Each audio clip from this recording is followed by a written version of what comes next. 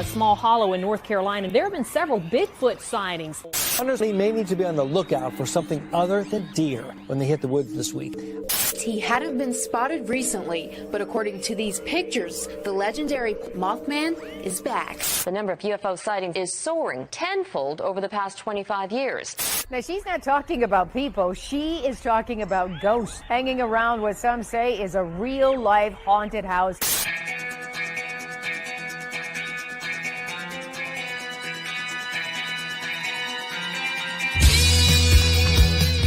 You're listening to Paratalkradio with Ted Wolf and Psychic Cindy on Paratalkradio.com, a member of the WLFE digital broadcast family. Paratalkradio is your one-stop for all things paranormal, the unknown, and the supernatural. Join us every Monday night at 8 p.m. Eastern, 7 p.m. Central for discussions and guests on topics such as ghosts, hauntings, Bigfoot, UFOs, and more. This broadcast is rated M for mature and is intended for listeners over 16. The topics, views, and opinions expressed on our show may not necessarily reflect the views or opinions of Paratalk Radio, our hosts, or our sponsors. Now, live from J-Wolf Production Studio in Ontario, New York, here are your hosts, Ted and Cindy.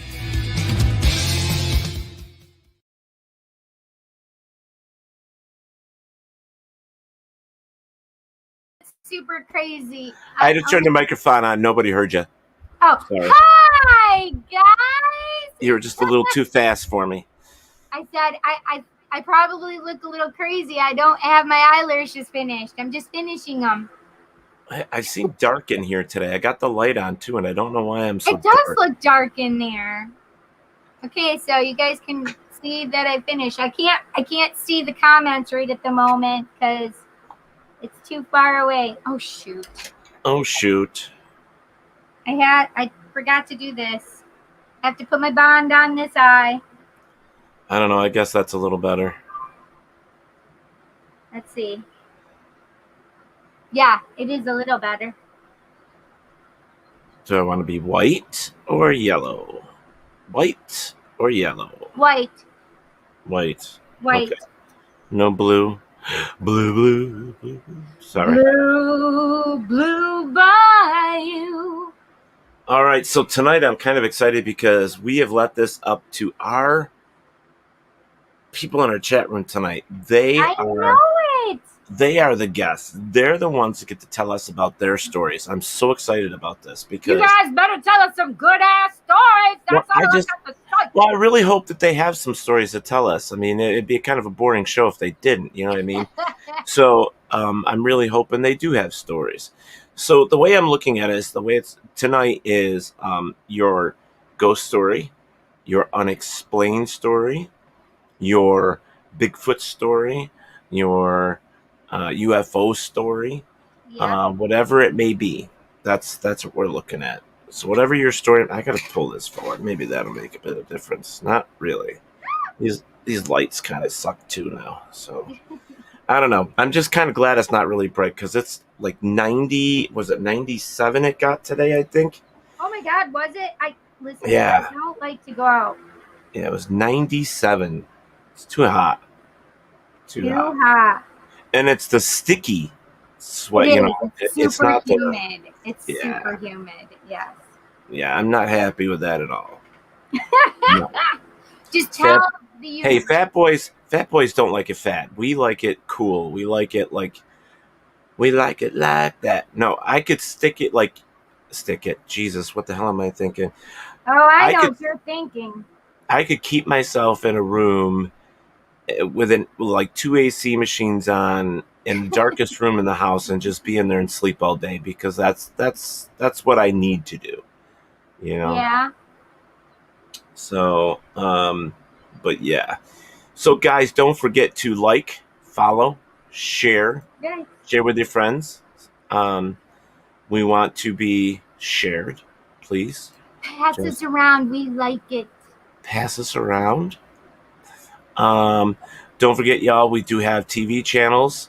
You can go right over to WLFE-TV.com. Right on the front page, you will see where Paranormal TV is. It's there 24/7. We're there live right now. So if you get on there, hit the live button.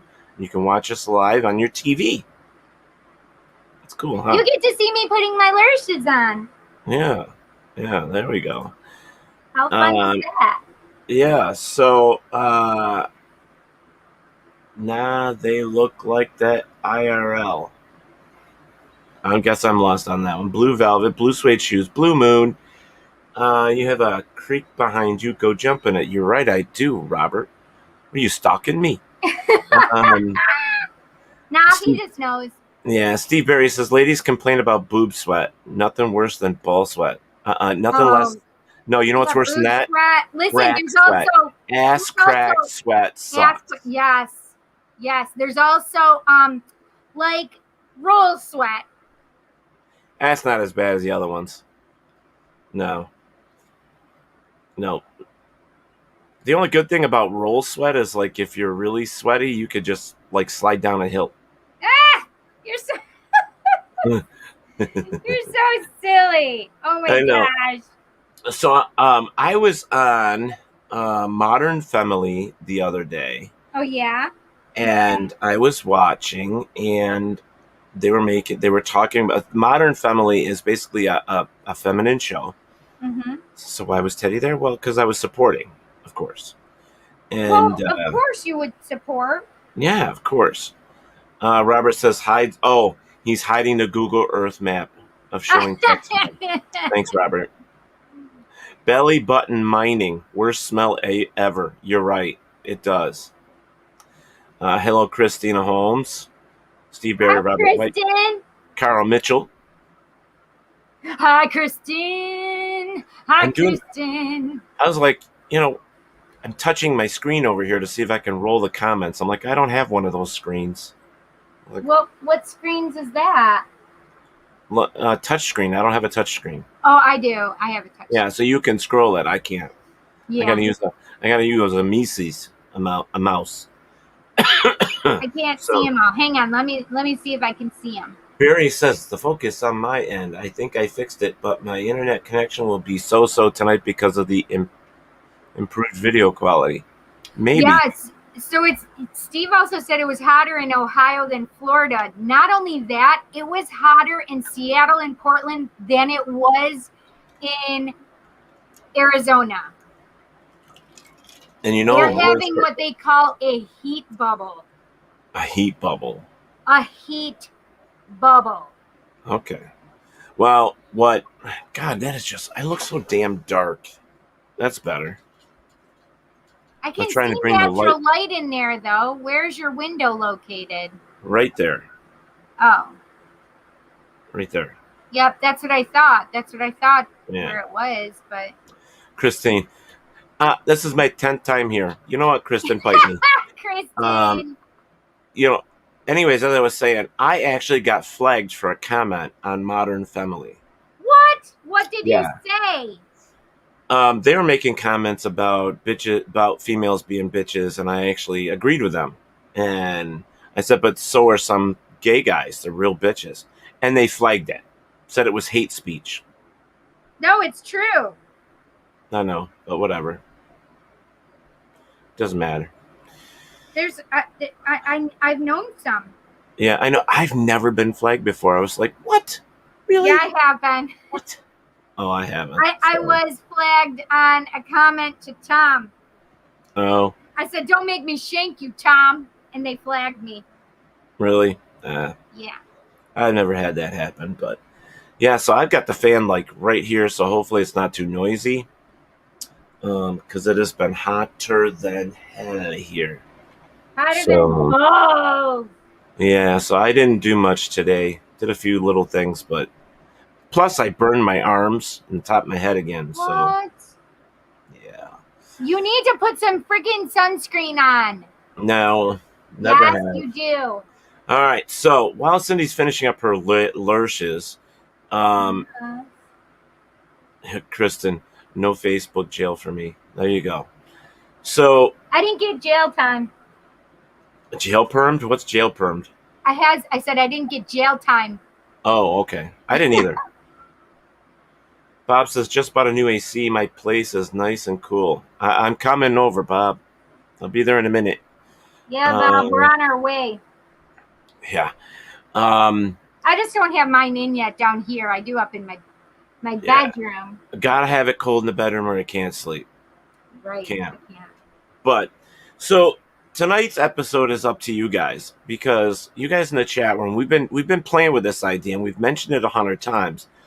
We want you guys to be guests and tell us one of your favorite ghost stories, UFO stories, Bigfoot stories, or a story you can't explain. We think that would be kind of cool. Do you have to use a picture? No. You can deny the photo, but approve the sound, and that way we can at least see the sound or hear you. All right? Mr. Systematic raises. Shit. Just get on here with us.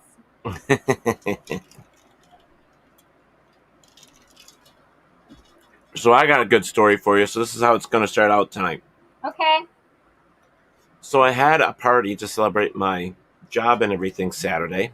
I was expecting a whole bunch of people, like Cindy, did I know who about never showed. Yep, I sent you the info. You said you were coming. And, you know, he didn't come. God damn it, Cindy. Hello, Elizabeth Habner. Anyways, tell your brother I said hi, considering I never freaking see him anymore. So I get done. I probably get in the house about 4:30 a.m. We had a good time. So I invited like 65 to 100 people, somewhere in there, and I got like 25 or 30 that showed. That's still a great amount. Hello, Eric. Not real. It's kind of small. I just expected more, more people, but that's all right. Well, I'm sorry, I forgot, babe. Yeah. I did. Anyways, I could have brought me and Kelly out. See, there you go. Add me to your list, Ted. I have a story as well. All right, you got it, buddy. So this is the story. So 4:30. This is the story. Look, how my life got twisted, turned upside down. By the way, you didn't mention Paratalkradio on Hollis's show. I didn't. No. Maybe it's because Hollis said it right before. Oh. Oh no, she said WLP. Yeah, that's okay. You just forgot about me. So yeah, twice. Forgot about my party. Forgot about me on the interview. So yeah, now I'm feeling loved by Cindy. Yeah. Anyways, I hope you feel guilty now. Anyways. Nah, I don't feel guilty. Oh, you bitch. I refuse to have people make me feel guilty. All right. So anyways, let me finish this story. So 4:30, I come in, I lay down. Yeah. About 5 o'clock, there's a conversation happening in my bedroom. My eyes are closed, and I sleep very light, so I know there's a conversation happening. Right. And Teddy had a little bit of Jack and a lot of Twisted Tea. I drank a whole 12-pack myself. Jesus, Teddy. So I'm laying there, and I'm listening to this conversation, and I roll over, and there's a face in my face. What? A face in my face. So I just, excuse me, personal space. No, I just looked at the face, and I said, I'm going to bed. That means you have to leave, or at least be quiet. I rolled back over and went to sleep and don't remember the rest. Good for you. Of course, I got up at 10:30, 1:30. Then I got back up at 3 p.m. Nice. No Four Loko. Four Locos will kill me, buddy. Oh, no way. Can't do them. So there's my story that just happened recently. It's too hot to go anywhere and do anything these days, right now.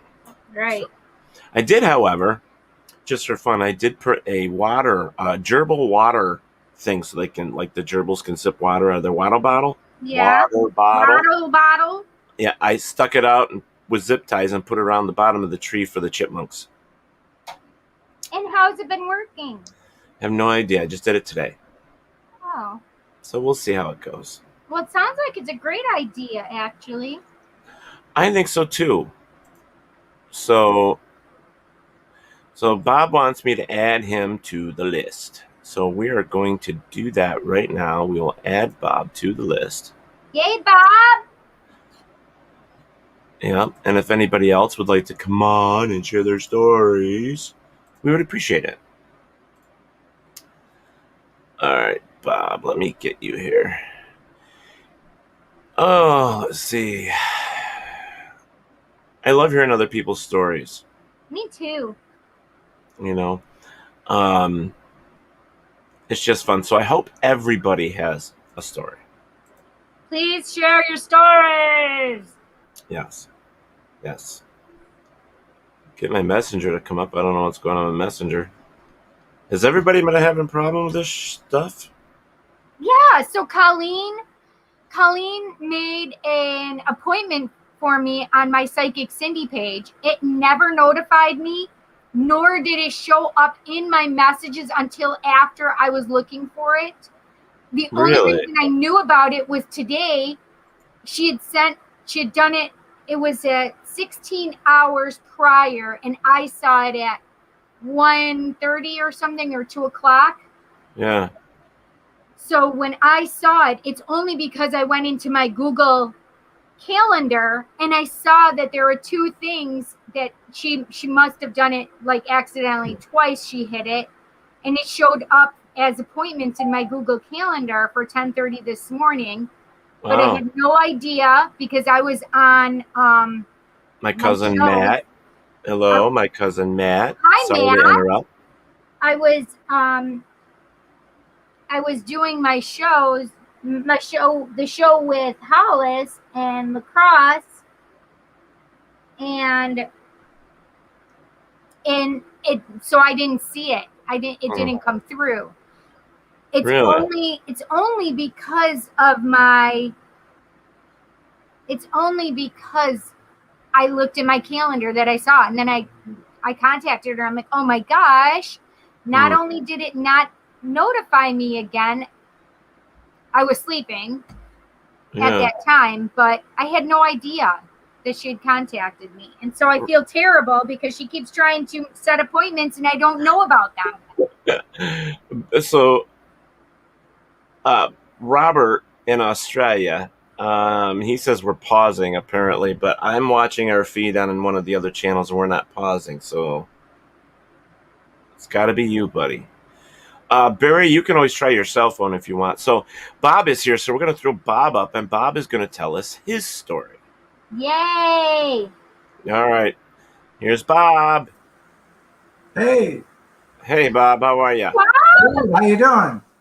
Good. How are you? Good, thank you. So if he's got his camera, he's got his camera over here. Yeah, see, now you got to look at your. See, there you go. There you go. Well, now just lift it up a little. There you go. There you go. Okay, cool. Better. Steve Barry. His name is Bob. And do you know if it's spelled backwards, it's still Bob? He's so funny.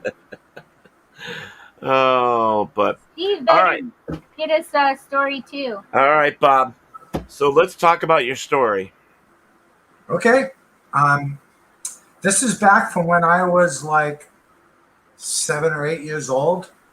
My father and mother, back then, they both worked in a wood mill, and I'm from Freiburg, Maine.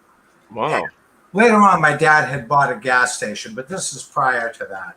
Anyway, they got up at the crack. They worked like 7 to 3:30. Oh, 7 wow. p.m. to 3:30 p.m. 8-hour day. Mm-hmm. But they were up at like 4:30, 5 o'clock in the morning. And that was their private time that they could talk about stuff. And, I had 2 sisters as well. Anyway, our bathroom, we had one bathroom in the house, and it was on the first floor. And you would go through the kitchen and go through the bathroom to go upstairs. And my parents' bedroom was downstairs, and my bedroom and my sister's shared a bedroom upstairs. Anyway, I was using the bathroom, and I overheard my parents talking. So I'm relaying this story. I kind of eavesdropped on them, if you will. And my father and mother were both very practical people. And at the time of this story, I could tell they were baffled because they didn't believe in ghosts.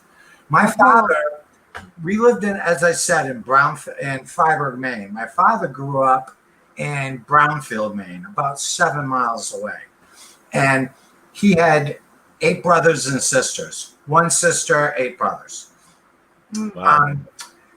My grandmother had passed away. And so this is the story. My grandmother passed away, and she was in her 60s. She was in a wheelchair. She didn't have her legs. She had lost both her legs to sugar diabetes. Diabetes, yes. And that was a common thing, I guess, back then. Back then, yeah. So My dad did too. everybody shared my father and mother's thoughts, views on the paranormal. They just thought once you were dead and you were buried 6 feet under, that's it. There's no Nothing else. and you know, well, after about 3 years after my grandmother had died, she appeared to my aunt Thelma, who was my father's only sister. And my Aunt Thelma lived in Brownfield, and my grandfather, Millard Burnell, was still alive. And my grandmother appeared to my aunt, and she was standing there. She had her legs. She looked like she was 30 years old. Yeah. And she was just beaming with light and, so happy. And my aunt described her as being beautiful, like almost like an angel type thing, Okay. And my aunt reached out to, to hug her because it was her mother, and my grandmother disappeared. Following night, she reappeared and told my aunt not to touch her, that wasn't allowed, but to sit and listen. And she had a story to tell her. And she told her that Millard, her husband, my aunt's father, had cancer, and that they needed to take him to the doctors and have a test. It was in his stomach and blah, blah, blah, And so my aunt told her, her entire family, my father and mother, everybody knew about this. I didn't know about it. I was just hearing about it, eavesdropping in on my parents. And everybody was just like, they didn't know what to make of it, My aunt continued to her, and they never saw my grandmother again after that second time. My aunt harassed my grandfather until he finally broke down and went to the doctors, and just to shut up my aunt from bugging him anymore about going to the doctors. And sure enough, they found cancer, and it was the size of a pea. I was told it was real small. Oh my God. It was removed.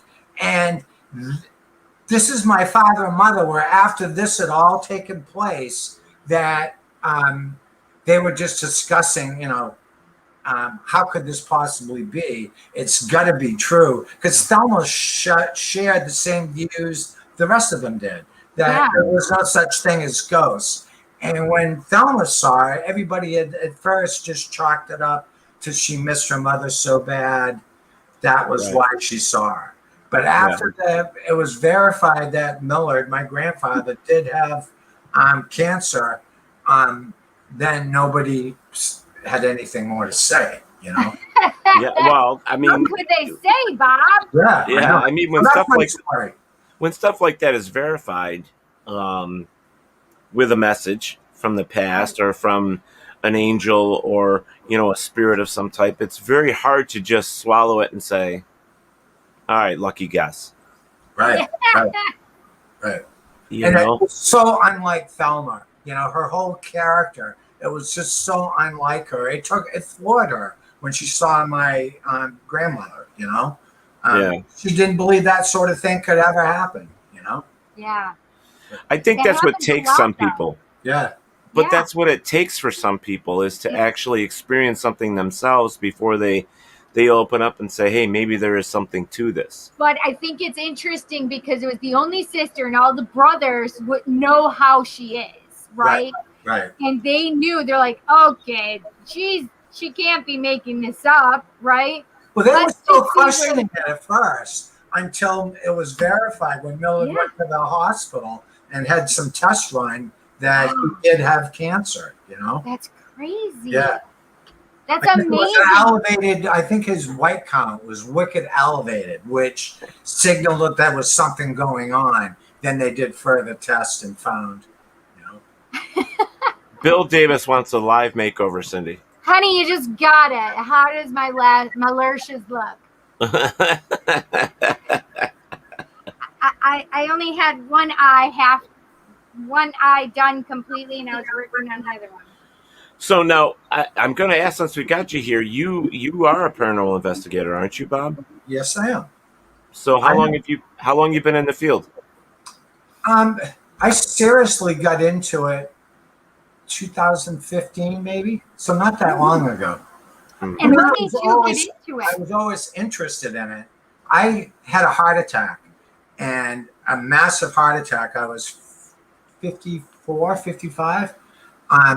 It was 2012, and I died for 18 minutes. Holy shit, Bo. Yeah. And I always believed in like life after death and everything. And I didn't remember a thing. They induced me into a coma, and I had kind of like a religious thing happen to me afterwards, after I woke up in the hospital. But they had written me off for dead. They thought I was dead too long. And they were saying at work, they'd already announced that I had died, actually. Oh my gosh. Yeah. And they thought that, I was going to have too much brain damage if I did survive, But I just woke up just like nothing had happened, but I didn't remember a thing. So that's what kind of got me interested in the paranormal, to the point where I started buying equipment. And, So do you have a team? Yeah. You have a team? Yep. Okay, Bob, can I ask you questions now? Sure. Okay, who is the fisherman? Excuse me? Who's the fisherman? Who is the fisherman? Yeah, I literally keep being... My father was a fisherman. Like, for his... okay, what's the sword mean? Excuse me? Like the swordfish. What does the swordfish mean? I have no idea. So I'm seeing a fisherman, and I'm seeing a swordfish for some reason. That I don't know. I grew up inland in Freiburg, so we were 50 miles from the ocean. And I wonder if one of somebody would know or understand that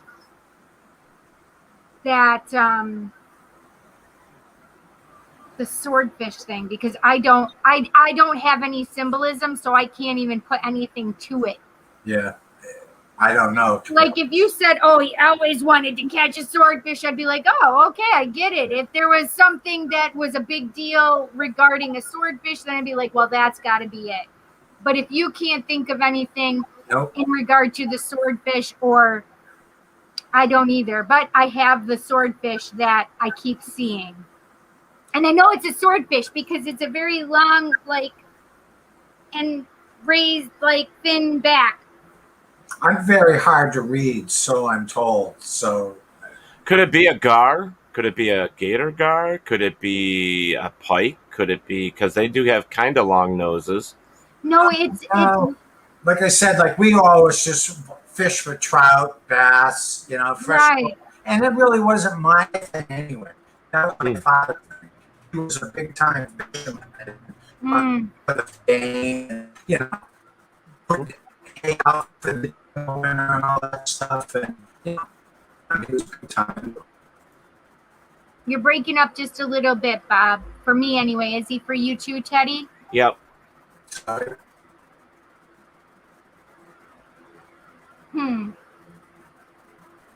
Okay, I just had the color red for you, Bob. And the color yellow as well.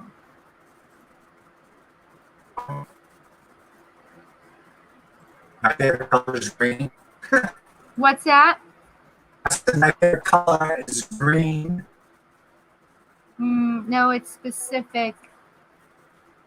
So red is root chakra grounding. Yellow is solar plexus chakra. But I don't know what the color red and yellow would be other than that. Unless it was somebody's favorite color. Hello, D-Star.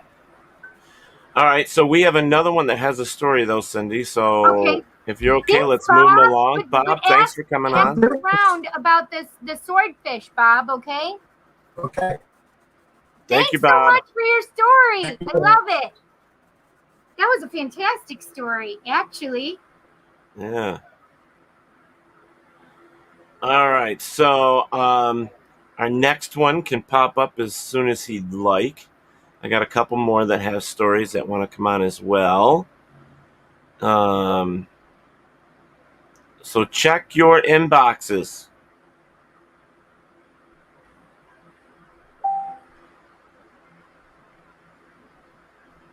So we will get to the next story as soon as he pops on here. I think Eric has a story too. Yay, Eric! So I will get to Eric after this one. Wherever he is. He's probably playing with his birds.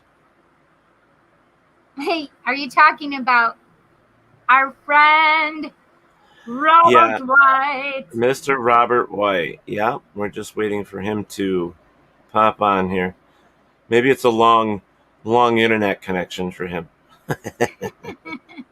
He can tell us his story as well.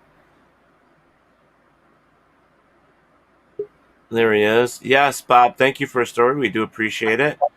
Mr. Robert White. Hi, Robert. Hello. How are you?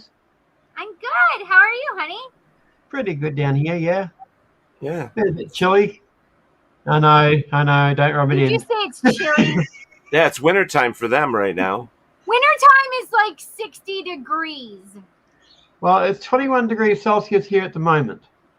Wait, what's that mean, though? That's like 60, 70, right?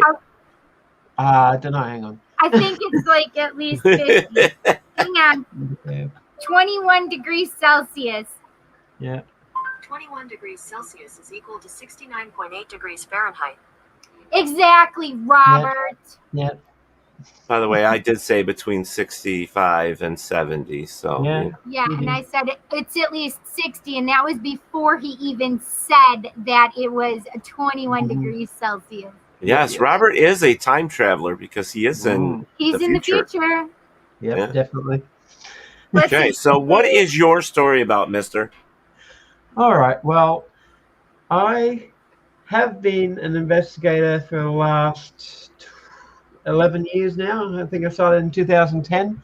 Wait, is it like 7:34 in the morning for you, Robert? 10:34. Oh, 10:34. Oh, I was doing it wrong. Wow. Yeah. Okay. So go ahead, Robert. I have been doing some investigation all over the places that we were traveling to, and at this one place in Belladon Kerr, up far north Queensland. There's a cemetery on the side of the highway on a hill. Okay. It's between Belladon Kerr and Babinda. It's a government run type thing. They come in and do the weeding and whippersnipping and all that sort of stuff, lawn mowing. And I'd gone in there because I had to use the facilities because I have a toilet up on the one side of it. So on the way back down, I was just passing through the graves, having a look around, and I was saying out loud, I will come back with an audio recorder and catch any of your information if you want to give it. And to my right, about 30, 40 foot away, over to the right-hand side, I hear this, yeah, right, like a snotty teenage girl sort of voice. And I looked over, no one there. Absolutely nobody there. I have others as well, like there's... Did you walk around to see if maybe you could figure out where that was coming from? Like if there was somebody hiding in the bushes or whatever? Outside to the bathroom or something? No, there was... from where I was, the bathroom was way behind me. But this was right down, about halfway down the cemetery. Mm-hmm. And I had a clear view. There were some bushes, some bamboo, but there was no one behind them. I could tell that. So I'm thinking it was one of the people that I've been over to her grave, because she had a big, almost like a monolith of a gravestone with shells that they glued on to the outside of it. Wow. The squire sort of shells. So Wow. I'm thinking it might have been her. Wow. Never caught her again. Like I went back with the auto recorder and asked questions, but didn't catch anything after that. So that's one of the stories. And then there's All right. the little boy that was in the house we rented up there.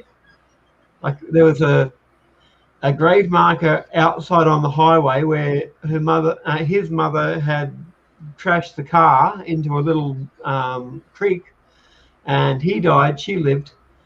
Oh God. We moved in, and pretty much straight away, we could tell something was there because the TV had turned off and on by itself, usually onto the kids' channel. Because the eldest boy that we got at the moment, he was only 4 at the time because the grave marker out the front said that this one was only about 3 when he died. And we'd often have the TV turn on by itself. We'd have Adrian's door, which was a normal hinge type door, slam on its own, and even slammed on him one time. It's hard enough that the hinge, the center, what do you call it? One that goes down the middle of it. Yeah. It was still in there, the pin, but the actual part of it that connects to the pin had come off. So the door was off on an angle. Wow.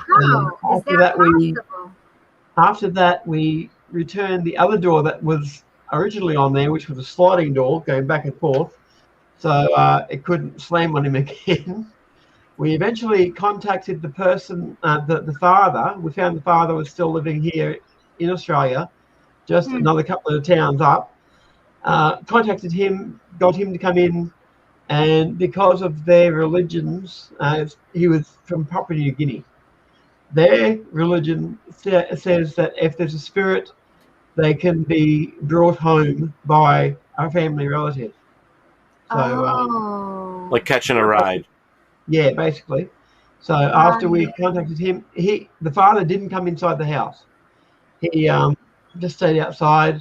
We talked to him, and after he left, we had no more activity. What? That's very cool.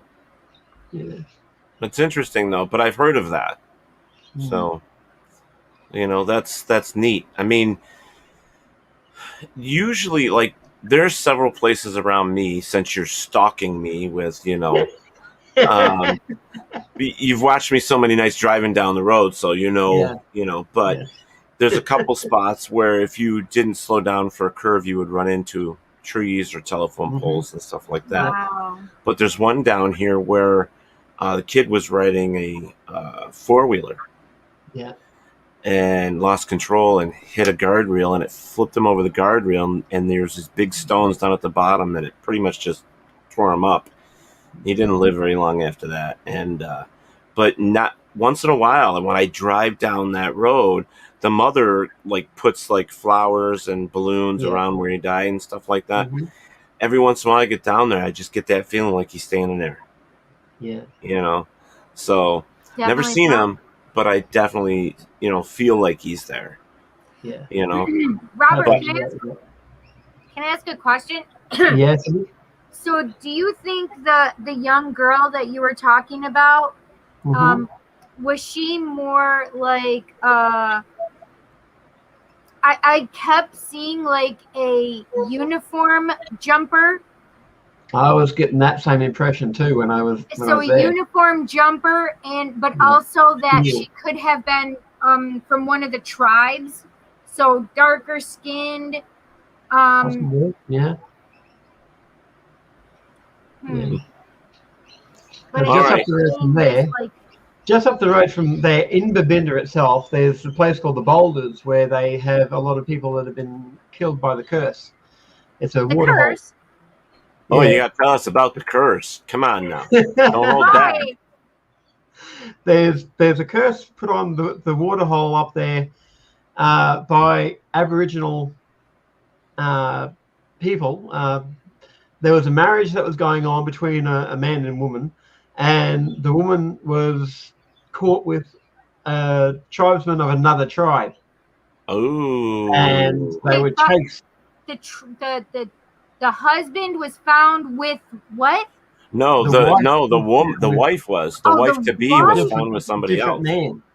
So the chieftain put a curse on them, saying that if they were to jump into the water, they would die. And they jumped in the water, died, and the curse has been going on ever since. There's been 18 people, mainly tourists, that die in that section.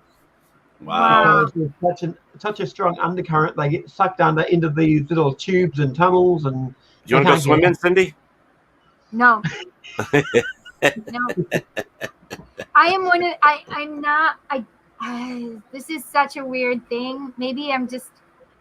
We all know I'm weird. Yeah. I don't really like to go in water. Mm-hmm. It freaks me out. Like, it'd be different if I could see everything, but if there's algae or if there's, I don't know, I just get freaked out by lakes, oceans, whatever. Mm-hmm. I have been in the ocean. I've never been. I've been in ponds, but it freaks me out, so I try not to go in those kind of things. Mm-hmm. I just don't like it. I just, So, Barry, do you want to try and come on and tell a story or no, Barry? Yeah, Barry, come on. Come on, Barry. Barry. Well, Steve says that he has non-paranormal stories. That's nothing weird ever happened to you, right? He's never had a bad, weird Bigfoot experience or UFO. Come on, Gerard, you got anything? You have any experiences? Come on, people. If I can come on from the side, you can get on. Yeah, and Eric is like, not yet. He's not able to yet, so but he does have one. Oh yeah, he has to wait for probably his break from work. No, he's not working. He's not working today. Not? Yeah, and what chicken bomb? What? Kristen's chicken, she says. Kristen, you have met me in real life. You can get your rear end on here and tell us some of your stories, girlfriend. Yeah. You know, Steve Barry, I'm going to tell you something. There's nothing wrong with being a skeptic because we love the skeptics. Most of the times when we go into places and investigate, Davis, get on here. You have some. We're the worst skeptics out there. Yeah. I mean, you've watched me long enough to know better. Brown chicken, brown cow. Brown chicken, brown cow. I said brown chicken, wow. I started it. Yeah, Saturday night or Sunday night, Miss Cindy, on July 4th, I'm playing at the Warsaw Carnival. Oh, I know. Okay, you need to tell me where that is later so I can get on. But Dom is going to need help. So, when doesn't Dom need help? Mr. 3 books. Is it 3 books now? I thought it was only 2 books. He's working on his 3rd. I think he said he's almost done. I know he's working on it. So Bill Davis. Let's see. Okay, guys, somebody's got to have a story. Do I have any stories? Or you can ask us questions, I guess. Do you want me to tell you a story? Yeah, tell us a story. Okay, so maybe I said this one already, though. But it would have been a long time ago. Okay. Did I tell you about my bathroom? I don't know. What is that, Robert? This is the 100-sided dice that I've been saying. That's the 100 dice. 100 sides. 100-sided die. For D&D. For me to play with D&D. Oh. That's cool. That's super cool. So, do you remember if I told you a story about my bathroom? I don't remember. Okay. You had a visitor in there talking to you while you were in the shower, or? Well, that's all the time. I get people talking to me in the shower. That's normal occurrence, especially if I have readings or parties coming up or whatever. So that's normal. However, right. Tell your story. It's like 3:00 in the morning. We've been here for probably a couple years at that point. I've been here 11 years, and this is a very old house. I already knew that there were friends here before I got here, and there's a portal that goes through the house from attic to basement. I knew that. It didn't scare me. So, it's not a big deal. So it's like 3:00 in the morning. I have to go pee. I go to the bathroom. I am a freak. I keep my bathroom curtain open because my brother terrified me when I was young. So I would always keep it open so they would never I don't like it being closed. However, it was semi-closed, but it still had an opening, so I could see through if I really needed to. When I came in, I looked, it was fine. However, as I'm sitting on the toilet, all of a sudden I see my shower curtain, and it does, so it's like this, but it moved, and then it just had like this outline of like a butt. And I was then being watched, and I could feel that I was being watched. And it was the little old woman that used to live here. And I just knew who it was, but it was the physical aspect of actually seeing her sit down and moving my shower curtain and making the impression. And it freaked me out because I am not used to seeing things physically like that. It freaked me out. I said, okay, listen, I'm okay with you being here and seeing you here. However, when you physically do shit like that, it freaks me out, and I don't want you to scare me. And all of a sudden, she stands up. How can I tell? Because the impression starts lifting, and then you see this. So she shook the fucking shower curtain out, so there was no more impression. I said, thank you. And I hightailed it back to my bedroom. It was crazy to see her sit down, see the impression of her butt. And when I told her, listen, I don't like this, it scares me when I physically see stuff like this, she's like, oh, pardon me. She stands up. I see her butt is lifted, and then she shakes it out. Shake it off. Shake it off. Exactly. Like that was one of those. Oh, sorry, papas. That was one of those moments that really freaked me out. Come here. Come here. Come here. I'm babysitting. Or okay, it's not babysitting. Come here. Puppy sitting? I'm puppy sitting. Puppy sitting. Yep.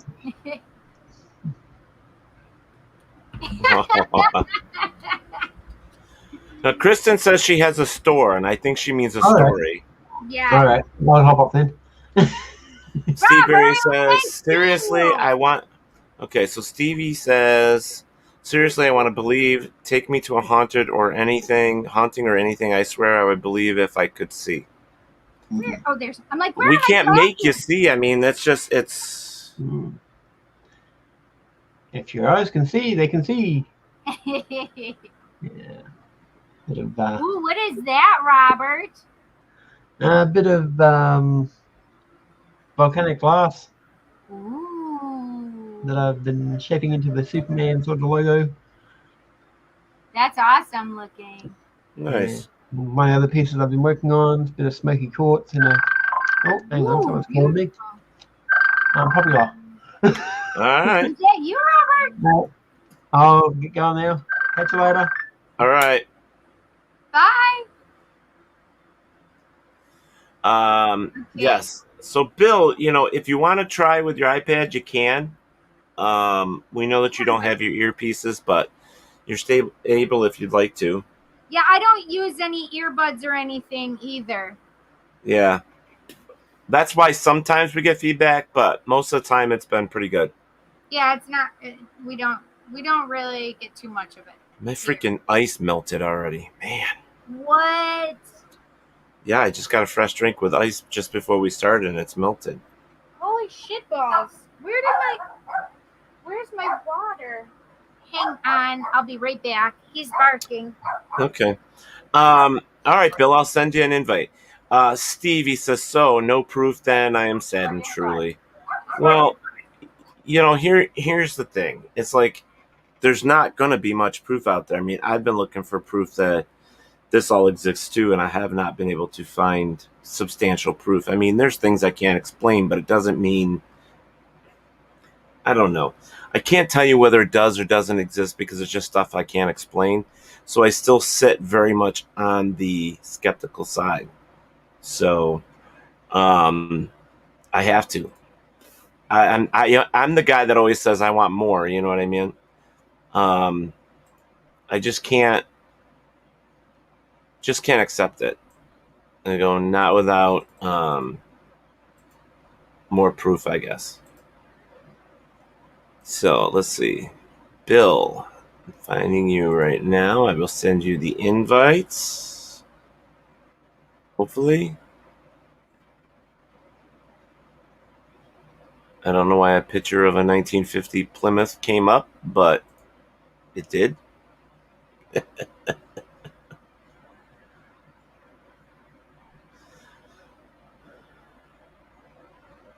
Oh, Bob, I have totally forgot about that whole thing with the songs and stuff. I'll get to them, I promise.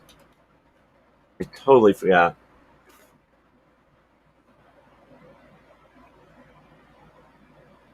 Where are you? Bill Davis.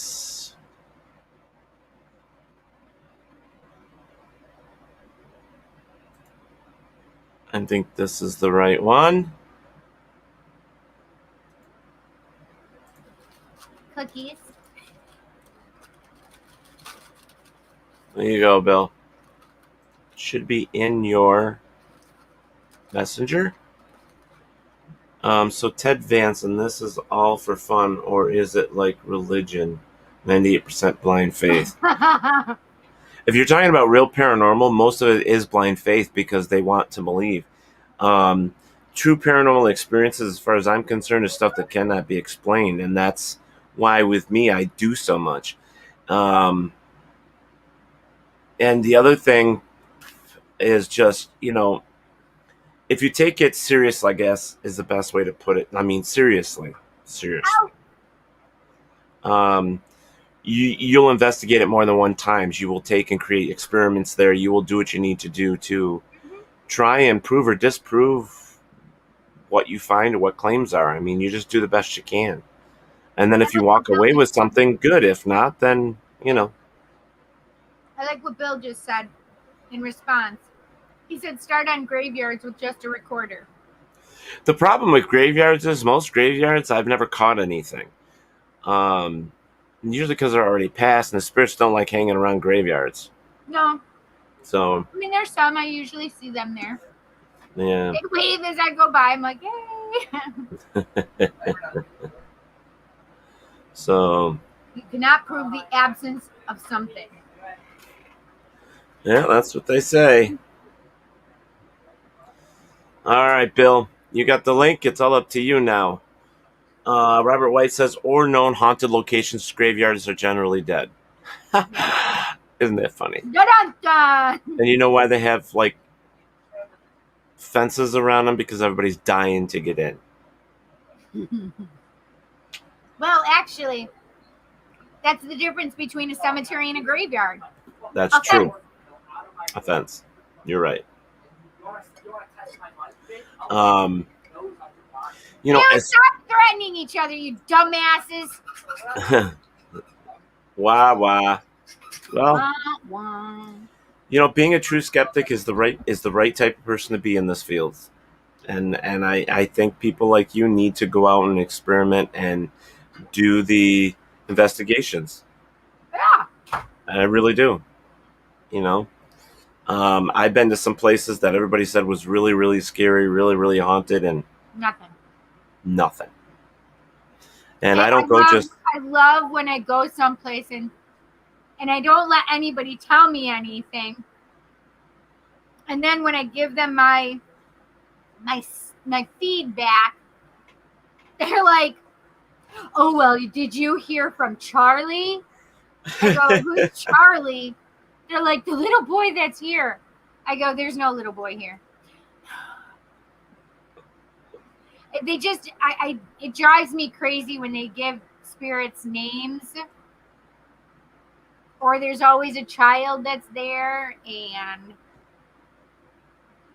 then I've gone back to the same place and I still don't see Charlie.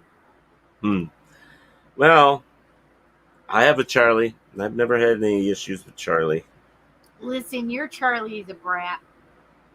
Hey, I want to talk about next Monday. Next Monday is going to be a fun show because we're actually going to be talking to John and Chris from the New Jersey Pair Unity. They're going to be joining us next Monday. Oh, that's awesome! Yeah. Figured I'd throw that out there now. I'm still looking for guests for the rest of July because I have kind of been busy, but I'll get some more. So, we'll get some more peeps on here. I trust you, Teddy Poo-Poo. Yeah, you know.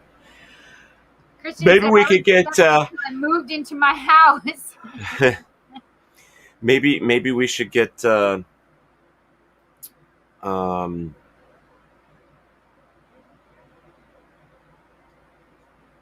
shoot, now I'm totally drawing a blank. Well, I'll tell you what, I'll read what Bob said. Bob said, was at the Conjuring House last January 1st and was myself and Karen, a fellow investigator, and she asked, "Can you see us?"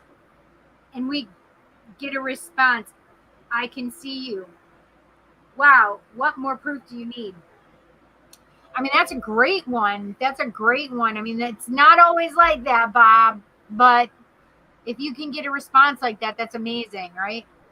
Steve says, anyone ever watch James Randi or the $1 Million Challenge? Yeah, I know about James Randi.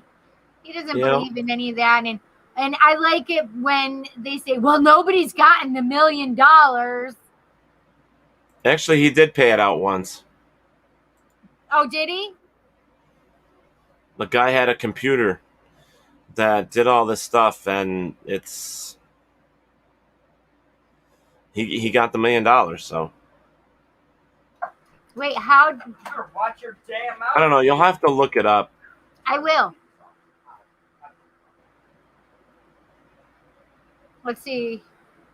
On video, on tape, on tape, video. Nope. I saw it on Got TV. it on video.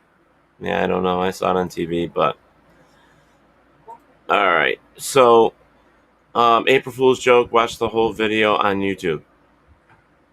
Oh. Whoa, Okay. whoa! What's going on here, guys? Be careful. Yeah, next week will be a fun show with John and Chris. I love those guys. I know. I'm so excited. They're Paranormal awesome sauce. Paranormal investigation can be an addiction. Oh, it can be. Yes. Mm. You guys have to be careful. You put my plug out. Seriously, he worked with Randy. Okay. I didn't know. I just saw the episode. That's all I remember. So if he worked with Randy, then that's cool. Well, no, there was something else. While Bill's trying to figure out the link to get on here, he says it wasn't working, but it's the same one I've given everybody else, and it's been working fine. So, I had an investigation that I thought was quite humorous. Humorous? Yeah, I guess that's the best way to put it. We were in Warsaw, New York, and we were doing an investigation of my friend's house. His mom and his sister always complained there was there was things happening in the basement and then in the living room. So we decided we'd investigate, and they had all these dogs. And first and foremost, if you're going to investigate a place, and this is some of the things I learned when I was in my younger days, you make sure that the animals are gone. They're out of the building. You don't want them in there because they will interfere with so many things with your experiments. And so we investigated, and we found that we didn't have to go back a second time. They kept hearing a weird kind of low-pitched moan, and things are always knocked over, and they always heard noises in the basement. So we kind of just like walk through and let them do what they normally do. Same with the dogs. Come to find out, the dogs like to rough house a lot. So they would be the main culprits in knocking things over. The second thing was one of the dogs, when it slept, it wheezed. Oh, that's so funny. My cat snores. Yeah. So I'm like, oh my God, what is that? It's my cat at the end of my bed snoring. yeah. So Tim Conwell's here, so maybe Tim has a story. Tim, you got some stories for us. Come on here and give us some. We are doing talks about. We're letting everybody tell us their stories, and whether it be a haunting, a UFO story, a Bigfoot story, something that can't be explained, whatever they want to tell us, we're letting them come on and tell their story. Yeah. This is all about our fans tonight and the people that comment. This is what we're doing tonight. It's not about us, it's about them. Well, we've told some stories too. Yeah, but we did. But the thing is we usually get guests on here that they normally watch. Well, I wanted them to be the guests. I wanted them to tell us the story and come on and be a part of this. So that's the whole main thing. Maybe we should at some point get Bob and his team to come on and join us for some talks. That would be kind of fun. Let's see. Robert White. Legend has it. All right, let's go here. Legend has it that a long time ago, when the Yindinji tribe lived in the Balinda Valley, there was a tremendous upheaval that created these unusual shaped boulders with their foaming, rushing waters. In the tribe was Ulana, a very beautiful young woman. Also in the tribe was Waruno, a very old, wise, and respected elder. It was decided that these two should be given a marriage to one another, and it was done. Sometime later, a wandering tribe came through the valley, and it was a friendly custom of the Yindinji. They make the strangers welcome, inviting them to stay. And the visiting tribe was Daiga, a very handsome young man. All eyes were upon him for his grace and beauty. At first sight, Daiga and Ulana fell in love. So that must be what the curse is from. So keep going, yep. So great was their strong attraction for each other, they arranged to meet secretly. Knowing full well that their desire for each other would never be permitted, they ran away. Ulana knew she could now never return, as she was rightfully married to Waruna. They journeyed well up into the valley, spent wonderful happy days together, and they camped under Churichram near the water edge. The two tribes had been searching for them, and it was at this spot they came upon the two lovers. The wandering tribesmen seized Daiga, forcing him away, calling how they had been shamed and how they would travel far away and never return. The Yindinja, or whatever, had taken hold of Uluna and were dragging her back, forcing her to return to them to the rest of the tribe. Suddenly she broke away, violently flung herself forward into the gentle waters of the creek, and she called and cried for Daiga.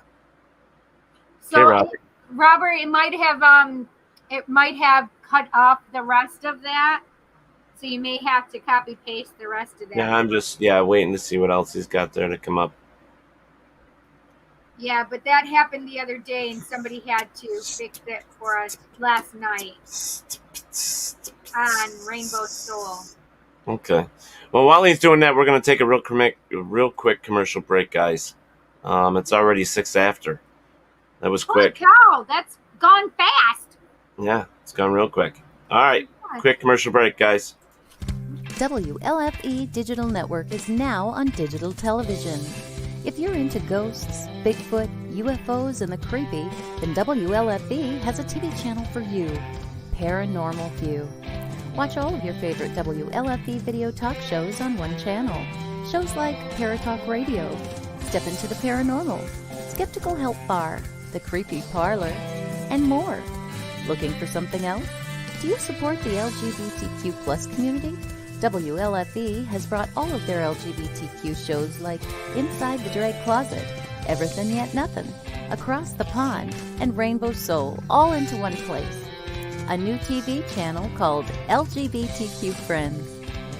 The third channel is a Variety Unlimited. Here you'll find a wide variety of talk shows you know and love, like Just Cindy, Card Pulls and Coffee, Real Talk with Dom, The Bipolar DM, Meet the Author, and Movie Review 5. The best part of watching these shows is that they're all available to watch at one location, one website, WLFE-DB.com.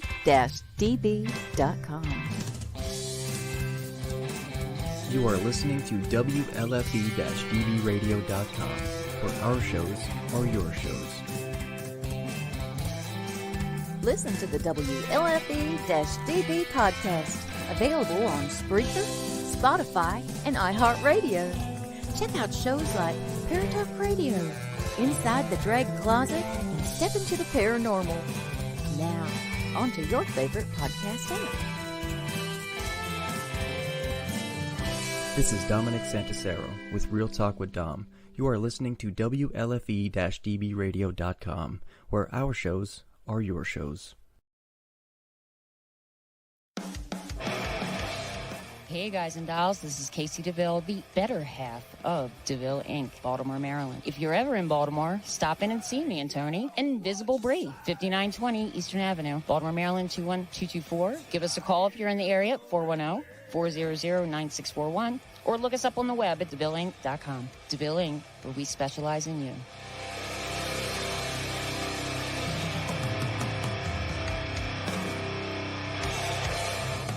Oh, yeah. Life just got sweeter now that WLFE-DB has merchandise. Show your support by purchasing your t-shirts for WLFE, Paratalk Radio, Inside the Drag Closet, and more. But it doesn't stop there. T-shirts, coffee mugs, tanks, buttons, cloth bags, and more. Go to WLFE-DB.com. On the top bar, click on the merchandise tab and bam, there you go. You got merch. Support the shows. WLFE-DB.com. You're listening to WLFE-DB Radio. Now, back to our program. All right, we finally got Bill Davis with us here. He's finally joining us. My friend Bill. Okay, I have to say, Kristen, you can still come on and tell us your story, honey. Yep, You can do that. There's still time. We got an hour. Well, a little less than an hour, 50 minutes. Okay, less than that, 40 minutes. We give the last 10 minutes so we can talk and tell what's coming up. Yeah, and Tim, yes, we will send you a link if you want to come on, and I will send you a link, and you just join us, Tim. So, and just so everybody knows, Robert did put up the link. There is the link to that story. I think it's completely finished, but Robert put the last part up if you want me to read it really quick for you. As she cried and cried for Daiga to return to her, but the wandering tribe had gone, and with them her handsome lover. Would he ever return? Just at the very instant Ulana struck the water, a tremendous upheaval occurred. The land shook with terror and sorrow as Ulana cried for her lost lover to come to her. Aww. That's so sad. Oh my God. Yeah. All right, Bill. So now that you finally got here, so let's talk about your story. So tell us your story. The latest one. We just got back from this little haunted vacation we did with the Brooksville PIT crew, big crew. Okay. We went to Annie's Bed and Breakfast, which is a great spot. Was that South Carolina? We just pretty much slept there because we were pretty tired going through the mountains and everything. And, right. And we went to the old college on hospital on Old College Hill. Interesting. Virginia. that place is crazy. That just opened up. I know they got a lot of good evidence there. I had a lot of technical issues with my crap, as usual. But they got a lot of good stuff. Stayed at the Hatfield McCoy Motel, or Bed and Breakfast, which is the oldest place there. Wow, so you went to several places recently. Yeah. Yep, just got back Saturday. Wow. So is anything interesting happening where you can give us like a little story? Oh, yeah. The Belgrove Plantation, we went there last. And Where's that located? is that West Virginia? Virginia? Okay. It's where James Madison was born. Oh, nice. Yeah, it was beautiful. We had the whole place to ourselves, the whole plantation, the grounds, the innkeeper's place. Nice. I got run out of there just by noises and something kind of running up and shaking my chair. I was waiting for the crew. I was like, I'm just a cameraman. Okay, I'm gonna go get my friends. But it was pretty silly. But upstairs in the one kid's room, Jacob's room, they were getting EVPs. And they asked him like if he lost his ball or something. You hear this subtle like moan, like, you know, which was strange. They got that a few times. And we heard it with our own ears, and they caught it on the recorder, and it was moving around the room. And then they asked it to do one of those cat balls, and that thing lit up on its own. Wow. So, yeah, it was some pretty cool interaction they were having with it. So what's the story behind this place? Do you know? I don't know a whole lot about it. James Madison was born there.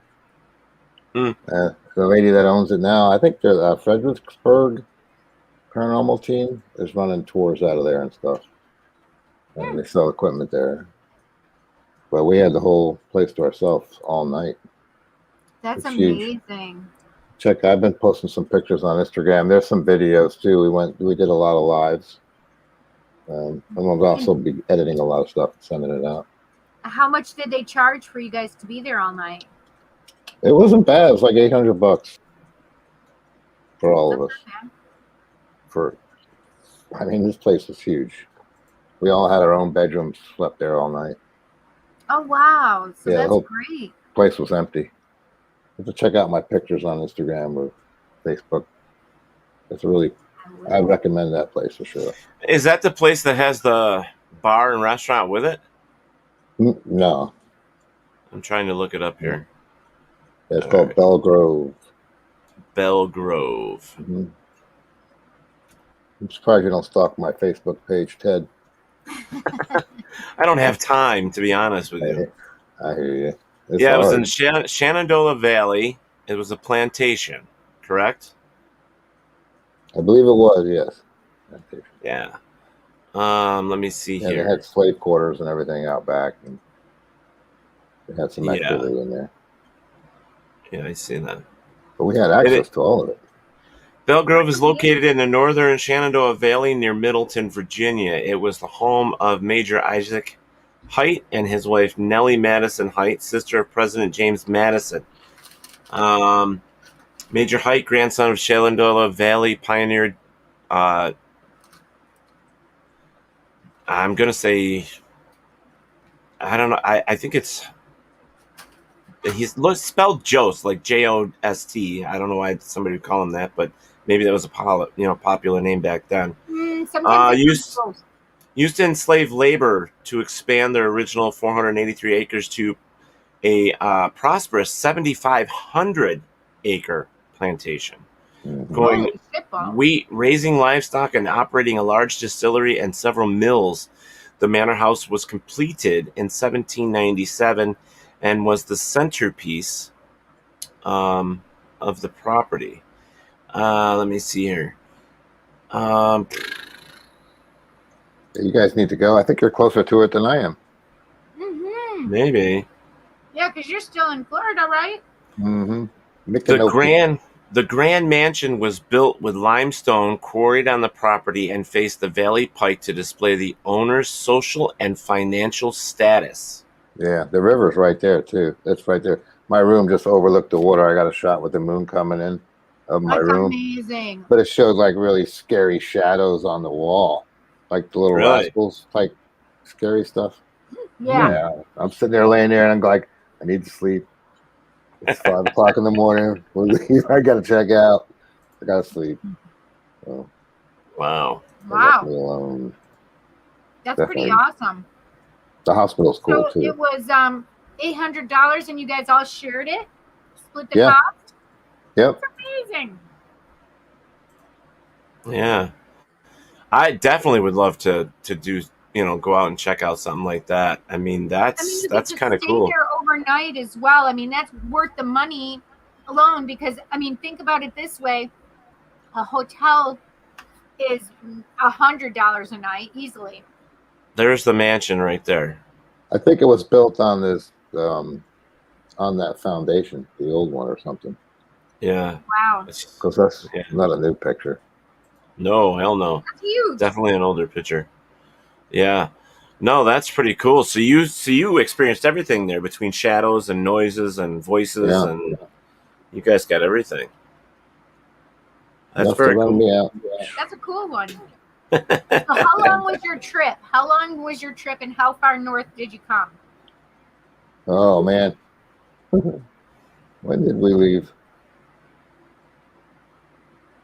Tuesday? Wow. Yeah, Tuesday, got back Saturday. Yeah. That's not too bad. That's not too bad. We stopped in Savannah. Yeah, I want to go to Savannah. Yeah. That'd be kind of fun. I want to go to the Myrtles. Yes. Oh my God, I want to go to the Myrtles. After we had her on the show telling us everything, that would be fantastic to do. All right, looks like Tim Conwell is I was going to call him Tom. I was going to call him his dad.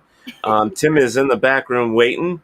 So we're going to let him come on and tell his stories. Bill, thank you so much for joining us. Thank you so much. That's awesome. Thank you for having me. I'm glad that you had a good trip too. Yeah. Kind of safe trip. You, my friend. Body held up. There you go. All right. You take care now. Bye. Bye-bye. Bye. Everybody knows this person. Right. I don't even know if I should change my name to Tom now. I know, because I started saying Tom too. I guess you're the your only dad. two that are just like messing it up like left and right. I know, I caught myself. I'm like, Tim. I don't know why. I don't know. I don't either. And both of us did it. That's what's funny. Like, Hello, Carl. Yeah, we're thinking about him. Let me sign out and change my name. I probably should do that. Stop it. Yeah. So wait, is there? Do you have a brother named Tom? No, well, his name is Thomas. Oh, So he's older than you, obviously, right? Yeah, unfortunately. So the firstborn son has already been named Thomas, so we can't call you Tom. Right, exactly. But it's more like for you. So, Tim or Tom. There you go. Smart ass over there. Oh my God, you're such a smart ass, Teddy Poo Poo. Wasn't me. He is definitely Tim. We know his name is Tim. Yes. So. All right. So what's your story? What's your experience? Well, what do you want? You want ghosts or UFOs? Doesn't matter. Whatever you want to put. Tell us. Cindy wants them all. Wants them all. Jeez. Well, let's go for UFO. Okay. It's which is near and dear to your heart with your dad. Well, with my dad, yeah, of course. But it's just you can't explain things that you see. So it's like more of a paranormal than it's like, all right, it's in the sky. What is it? But anyways, I was driving to work. This is probably 7:45 in the morning. How long ago? Oh God, 2019. I'm guessing. Oh, so just a few years ago. Give or take, maybe 2018, right around that area. Yeah, that's pretty recent, my friend. Exactly. So just driving to work, not thinking about what's going on, and just processing, and I'm forcing myself to keep my eyes open, and looking up. You were pretty tired driving. Got it. Right. So I know there's cars around me. I know they're flying around me, but something caught my eye to my left. So I just kept looking at it going, there's something wrong with this picture. Like, what is this thing?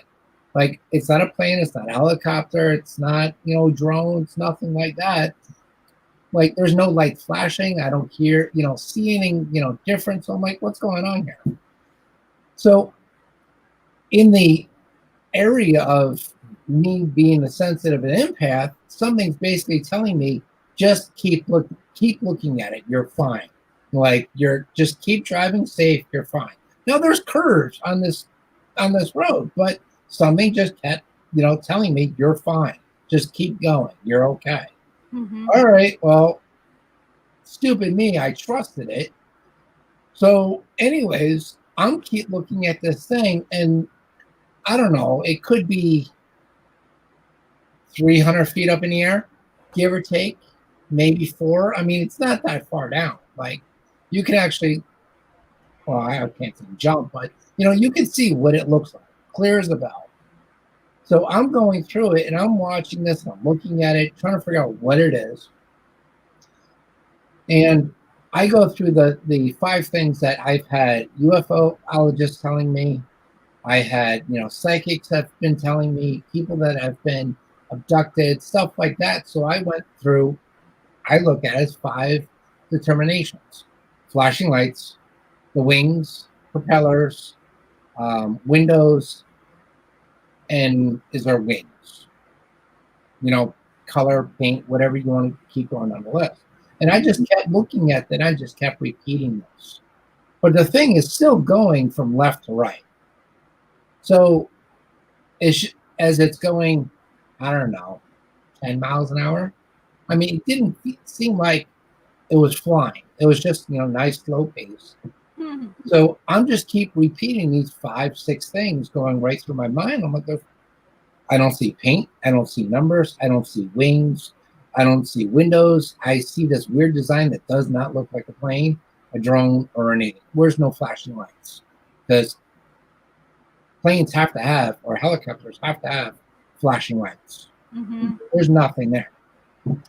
So the other thing I think I would add to that would be the way it moves, because that's weird. If it was just going left to right, that's a weird pattern. Right. So as I'm looking at this thing, as it's moving across the road, and I'm going, okay, I really want to pull over. Cars are flying past me like there's no tomorrow, from my right and my left. I was like, all right, well, I'm just gonna keep looking at it. But when it got to more to my right hand side of the road, I'm like, it just turned. Like, what the hell is this? Again, there's no wings, there's no color to the paint. I don't see windows. I don't see propeller. But as I'm looking at this thing, it had a smooth shape all around it. And I'm going, no, this can't be it. Not one bit. And I'm looking at this. I'm like, okay, there's no flashing lights. There's no window. I'm still going through the whole. And I'm like, the thing just disappeared. What the hell is going on? It blended in right into the. I mean, it didn't shoot straight up. It blended into the sky completely. And I'm going, okay, I see the reflection of the clouds that weren't really there, but now they're there. The shape is perfectly round. I'm still seeing it because I know where my eye was looking. I couldn't stop. I couldn't pull over. I couldn't do it. And I'm like, it's gone. So it camouflaged itself more or less?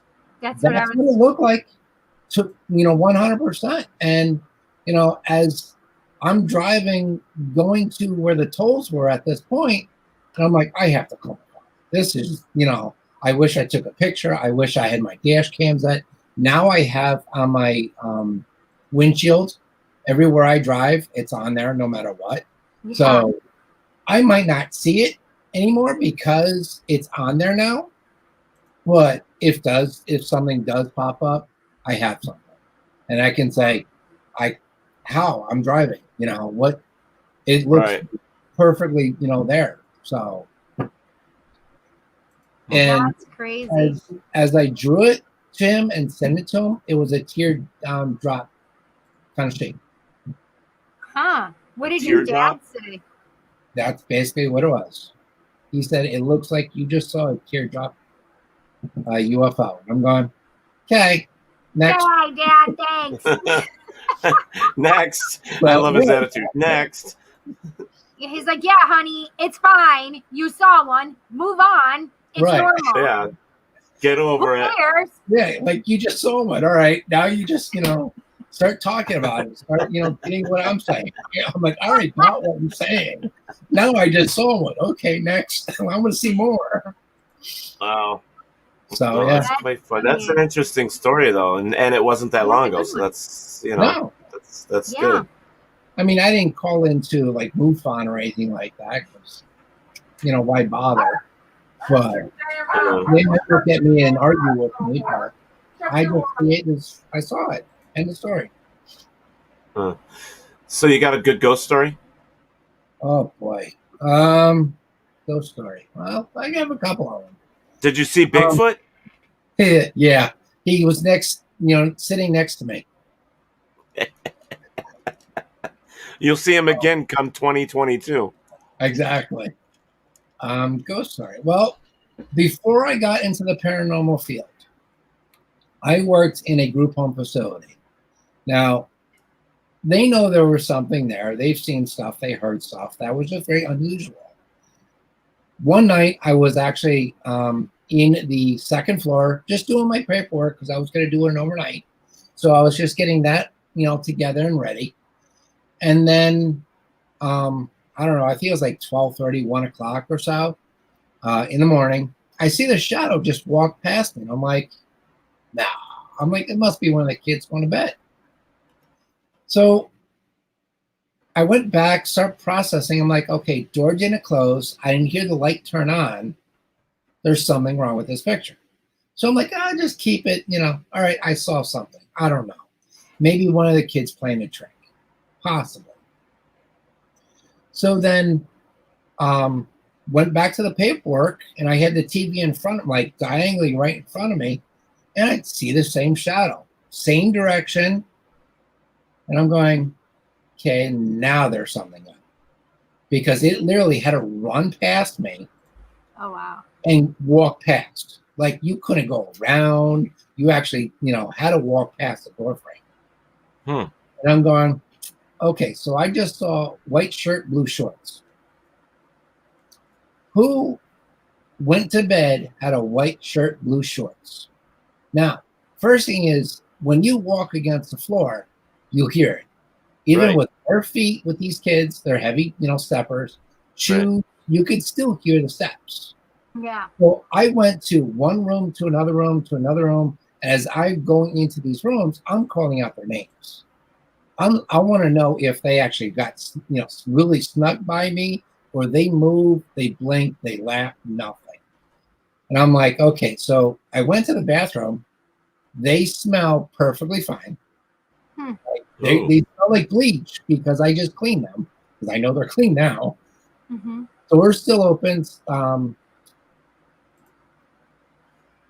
I think you wrote that wrong one there.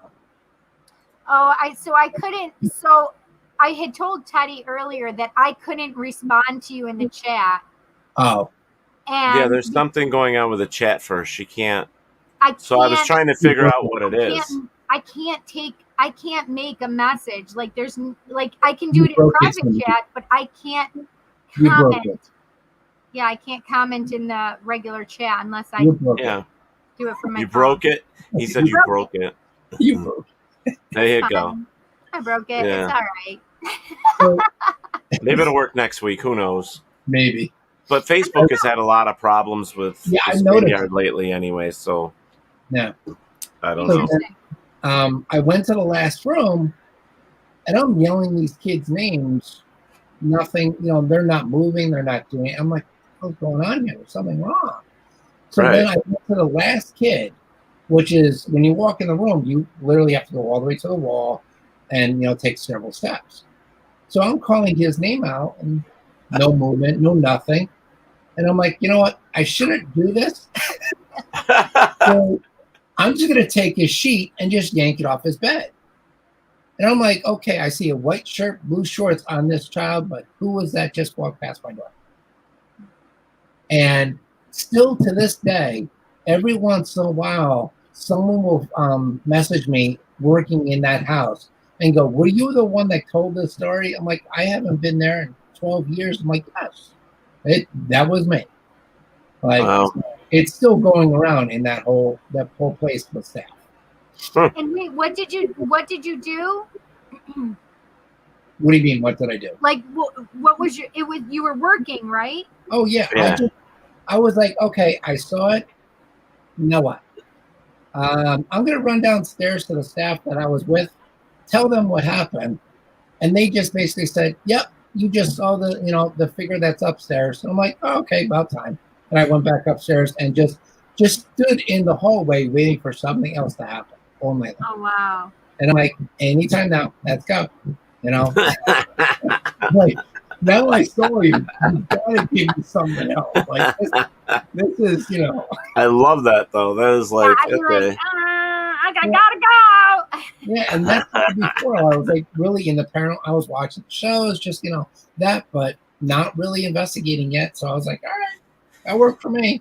So what do you do, Tim? What do you mean? What was your job? Like, what was the house? And I was like I don't know if you want to call it a counselor, caregiver. Yeah. I wouldn't say social worker, but helping them through the certain issues as a parent would do. Yeah. Trying to socialize them, trying to help them. And what were the ages of these kids? It was like between, I think it was like 15 to 21. Wow. Yeah. So did any of the kids have stories to tell you guys?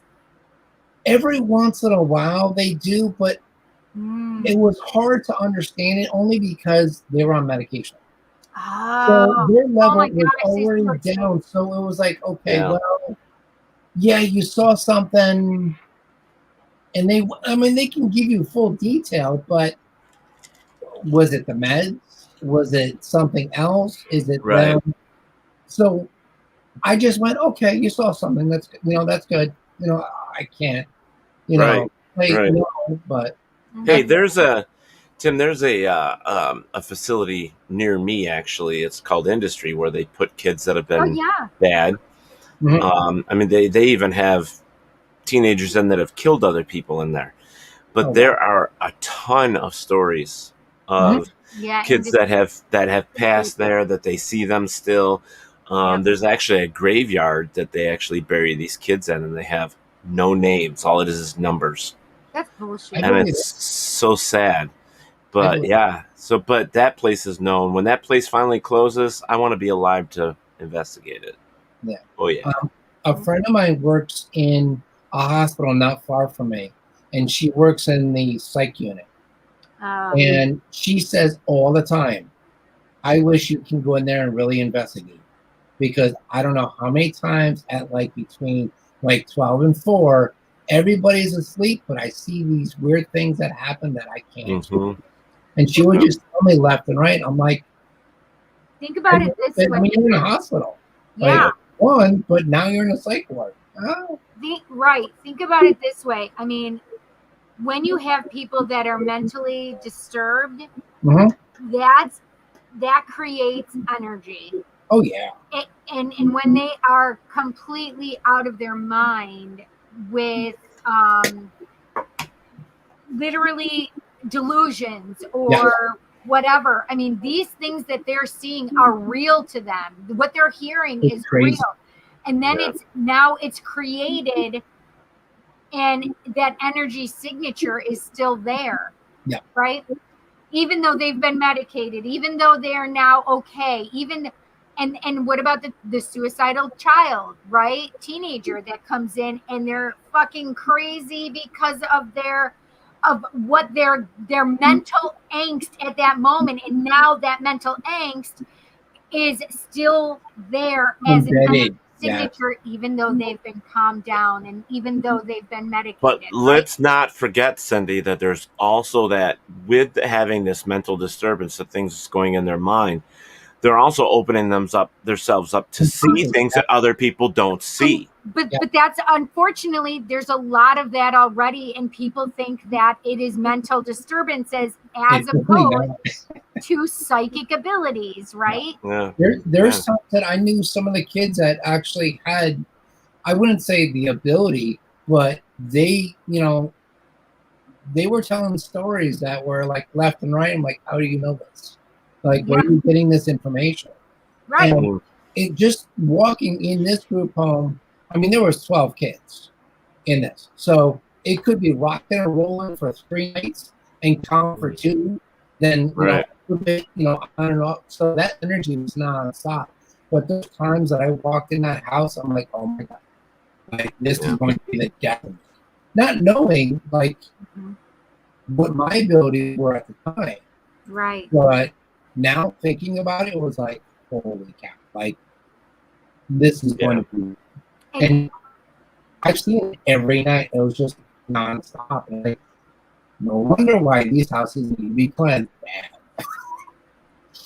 And it's tough because when you are empathic and you're feeling all of this stuff, it's very overwhelming and you don't understand it a lot of times. And you're trying to figure out why you're feeling this way or what it is and try to go, okay, that's what this is. And a lot of times you can't just pinpoint it. You can't just figure it out. It's too hard. It is. And especially when you have so many children, especially and young people, we'll call them young people because they're adolescents to, early 20s. I mean, that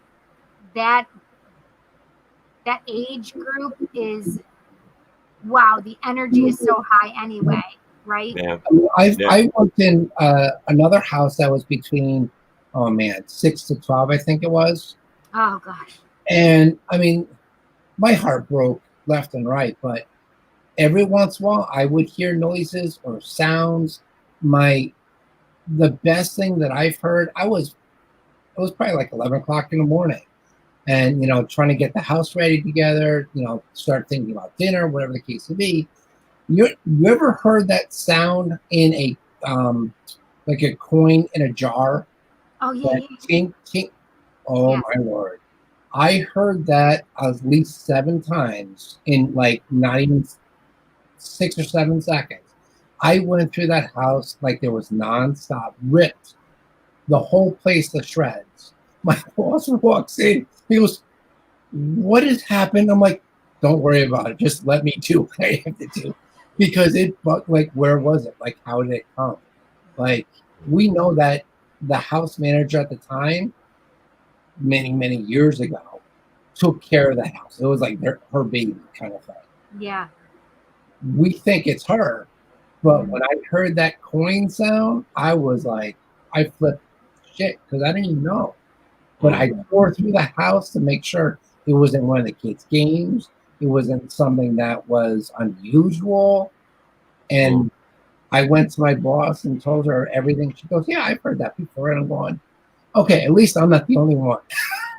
And you know what's funny about that is it is a common thing with people when they get change, they stick a chain in a glass jar or, something so they can save it. So it's not like it's uncommon. It's something that people do. Right. But while we're talking here, I want to show you guys something. I just received this photo from Sheridan. Take a look at this photo.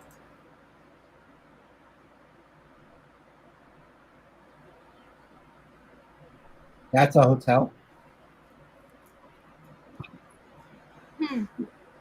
Yeah, Sheridan sent that to me. Can you zoom into that figure? No, I can't.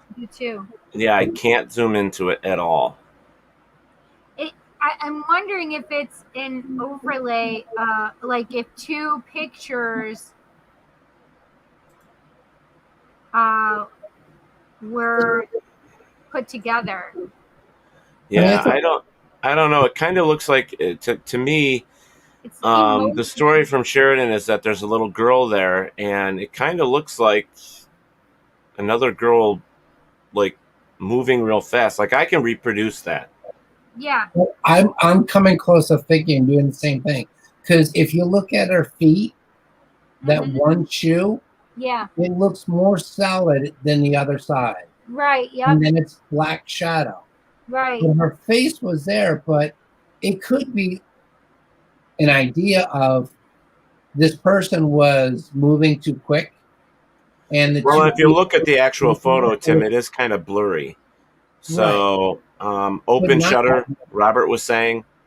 Yeah, but it looks like it's from the 80s ish. Because if you look at clothes. Yeah, her shoes, her clothes. Yeah. So, I don't know. Camera trick. It's an interesting photo. You know what I mean?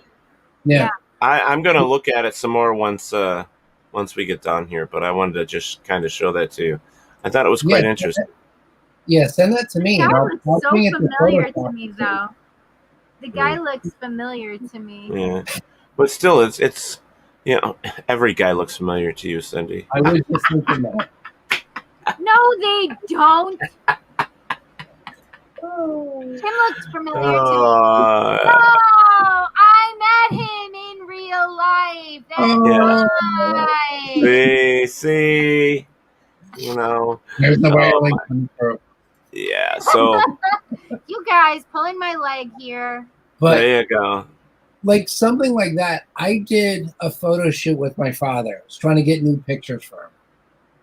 And as I'm sitting there taking photos, I got something like almost like that effect. Yeah. Not thinking of what I did, I just moved the camera. So here's one thing I did. I wanted to see what people would say. Only one person got it. That was the thing. Everybody said, "Oh, this is cool capture." But I'm like, you're not thinking the whole concept yet. And that's what basically my test was. So I put it up. I did a side-by-side, a good picture, whatever, you know, what I did with the camera, and another picture. For 2 weeks, I posted this thing up. And everybody said, "Oh my God, there's something in front of your father." And I'm just sitting there going, you got to be kidding me. So I just kept posting, what do you see? What do you see? What do you see? What do you see? What do you see? Made people think, well, I wanted to see what they actually would really think and what they saw. Right. That kind of reminds me of that.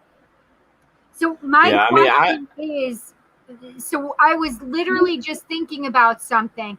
She just said that that's in her peripheral. Now you have to understand, I may be a psychic medium, but it was in the people's peripheral, right, not the person taking the picture. This way, you don't take pictures of people more on their side. You take a picture of somebody and something that's right in front of you. Yes. They were off to the side. The main picture was of that little girl. But why? If there was nothing there, why is there a picture of framed of the little girl? Right, but if you actually think about it and look at that picture again, there was a sign on the wall. Yes, there was. I saw that too. That could be what they're trying to do, as having them with the picture of the sign. Yeah, but they would have. Was angled. I don't know. I would still debate that because I've taken a number of pictures. I understand what you're saying. I will dispute this because if you want that sign, you're not going to have them follow the wall. You're going to angle them so they're right in front of it so that you are. But you're not going to take a picture of them like hanging out at the wall, and it's just not. It's not centered for that picture and that purpose. Is that this is about the 80s? I would say. Right. Was this person knowing how to take photos? Does it have any idea? They're all questions we don't know. They're all questions we don't know. You know, even if it's somebody that doesn't take pictures. I'm not a professional. I took a fucking photography class in high school, which I was taught how to take a picture, right? Right. But the thing is that even if you have no ability, you know that you want the person or thing in front of you and you point and shoot, boom. Yeah, you want them right in front of you. Days, I know. A lot of point and shoot. You didn't have, it was Kodak point and shoot. You had a lot of different things. We didn't have digital yet. We had Polaroid. That was definitely not a Polaroid picture. Right. It was the disc camera. But it was all about point and shoot. It was a huge thing in the 80s. So you didn't have to be a professional and have the 35 millimeter camera, right? It was a big deal to just be able to pull out your little camera and take it. It was before digital camera. This is an actual film picture. Right. I still will disagree. They were trying to put something in the center of that picture. It's just because my thinking is way too logical, maybe mine is way too logical. Maybe it's because I'm thinking I can't imagine if there was nothing there that you wouldn't take a picture of it. You would have lined up, you would at least have moved yourself over so everything was centered in front of you. Not that you had this big open area where there's a couple of chairs. I don't know. You know what I mean? Because I look back in family pictures, they're not even close to that. Let's put them in the center. It was just, okay, let's kind of group here and take a photo. Yeah, I mean, there's different ones like that. Some people are like that with photos, but I kind of agree with her that there is that whole, if you're going to take unless they're taking a photo of the hallway, you know what I mean? Yeah. Unless they're trying to take a picture of the hallway, you would line the hallway up. You wouldn't put this picture of these people at an angle where there's empty space in front of them. I get what you're saying, Cindy. Calm down. I get what you're saying. I have too many questions. I'm just pushing the button. That's all I'm trying to do. But no, I'm the same way. I totally get it. That's how I am. Like it. And listen, Sheridan, I'm not trying to be a dick. It's just the way my brain thinks. I think too logistically when I look at these, because my brain is going to go to the skeptical thing first. I'm always, it doesn't matter what my psychic sense says first. When I'm seeing something physical and tangible, I'm going to look at that physically and tangibly and pick it apart. Because my first thing is there's nothing paranormal. That's my brain. There's nothing paranormal in this picture, right? There's a logistical reason. And back in the 80s, if you had somebody running into shot really quick as you're taking the picture, you would have something like that where you might have them. Or if it was a superimposed picture, meaning that you took a picture and then you took another picture with the same thing. That happened a lot in the 80s, actually. Yes. And so a lot of things were because you had to wind the film. If you did not wind the film on a point and shoot kind of camera and you took a picture and you're like, ooh, did I just wind it or not? Or you put it back in your pocket and didn't wind it and then took another picture, you have two pictures superimposed. One here's a picture on the other.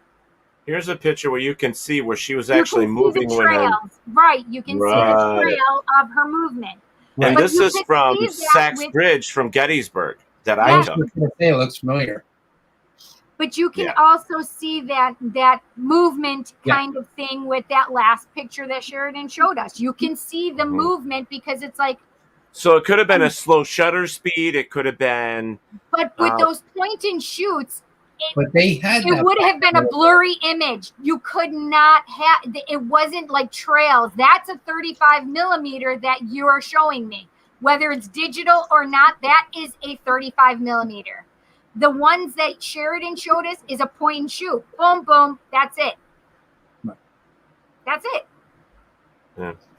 All right. So we're going to move on because we only have about 10 minutes left. So we got a few things to talk about.